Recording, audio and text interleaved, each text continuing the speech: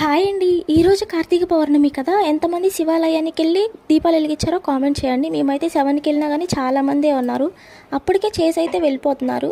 నేనైతే కొండెక్కిన దీపాన్ని తీసేసేసి నేనైతే వెలిగించుకున్నాను. నేనైతే ఇంకెప్పుడు మా బావతో గుడికి వెళ్ళకూడదని అయితే డిసైడ్ అయ్యాను.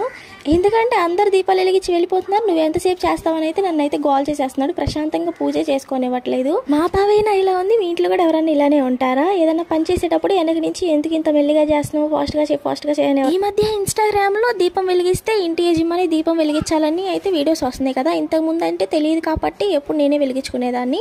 తెలిసిన తర్వాత కూడా ఎందుకు అలా చేయడం అని అయితే మా బావనైతే తీసుకొని వెళ్ళాను. మా బావకి చక్క కడ్డీలు పట్టుకోవడం కూడా రావట్లేదు. మా బావ అయితే గుడికి వచ్చే ముందు నాకు చెప్పే వచ్చాడు, నేనైతే జస్ట్ దీపం వెలిగించి అయితే వచ్చేస్తాను, ఎక్కువసేపు అయితే నేను అస్సలే ఉండనని చెప్పి అయితే వచ్చేసాడు. సరే దీపం వెలిగించి వెళ్ళిపోదు కానీ తీసుకొచ్చాను. మా బావ అయితే దీపం వెలిగించి అయితే పక్కకైతే వెళ్ళిపోయాడు. నేను మా గ్రిషి ఇంకా మిగతావన్నీ చేసుకున్నాము. ధూపం అవన్నీ అయితే వేసాము. మా గ్రిషి చూడండి ఎంత క్యూట్గా దండం పెట్టుకుంటుందో. మా గ్రిషి అయితే పూజ అయిపోయినంత వరకు అయితే సైలెంట్గా బుద్ధిగా కూర్చుంది.